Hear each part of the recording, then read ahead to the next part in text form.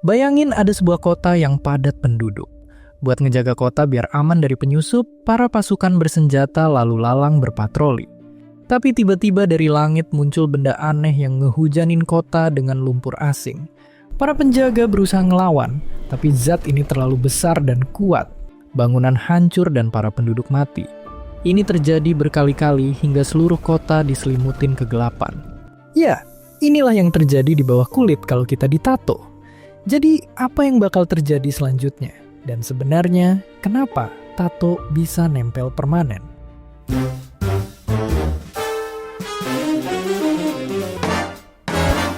Oke, jadi biar tato nggak bisa dihapus, tinta harus masuk ke dalam lapisan kulit yang lebih dalam dari daerah penghasil daki.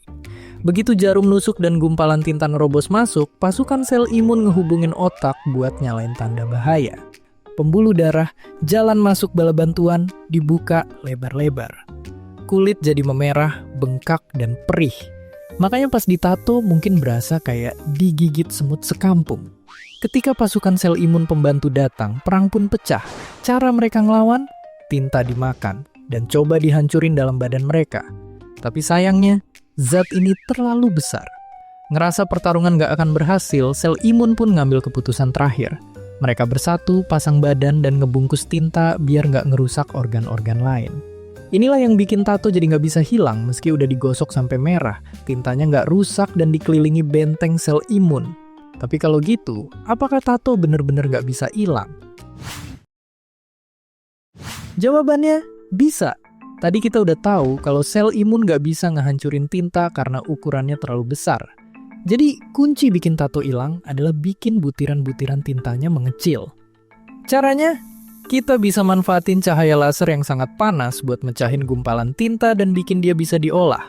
Masalahnya, panas ini juga bisa nyerang sel kulit sekitar yang nggak kuat panas, bikin kulit luka dan bengkak.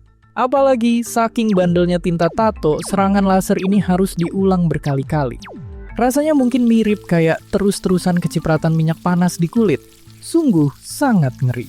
Tapi sebenarnya ada cara yang lebih cepat dan pasti. Cara yang jauh lebih ekstrim. Ternyata dokter bisa ngerobek kulit, ngangkat lapisan dalam kulit yang bertinta, terus dijahit lagi.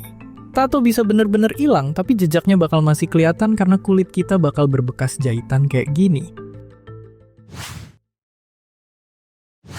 Oke, tapi sebenarnya tubuh kita nggak pernah berhenti nyoba nyingkirin zat asing ini. Jadi gini, kulit adalah tameng pertahanan utama tubuh kita. Makanya sel-sel di atas sini rutin diganti biar selalu kuat. Disinilah sedikit demi sedikit tinta tato ikut ke bawah. Terus, sel imun yang tadi jadi benteng juga bisa gugur dan digantiin sama yang baru. Sebagian tinta bisa bocor, kebawa ke dalam darah, bahkan nempel di organ dalam kita. Tato pun jadi pudar. Tapi kabar buruknya kalau tinta yang dipakai beracun, kebocoran ini bisa bahaya. Dia bisa bikin alergi dan tonjolan di kulit.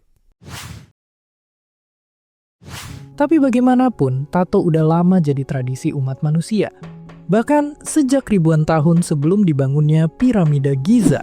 Ya, tato pertama yang kita tahu adalah tato milik mumi yang ditemuin di daerah pegunungan bersalju Eropa yang udah dibahas sama Kobi dan Sasa di video ini. Menariknya, ada ilmuwan yang berpendapat kalau tato-tato ini digunain untuk pengobatan. Titik-titiknya yang mirip titik akupuntur diduga berguna buat ngeredain nyeri sendi. Ya, sekarang kita tahu jalan panjang yang dilaluin tubuh ketika tinta tato masuk ke bawah kulit.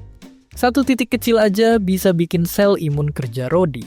Jadi, ayo coba pikir-pikir dulu lagi sebelum tergesa-gesa mau nulis nama doi. Dan seperti biasa, terima kasih.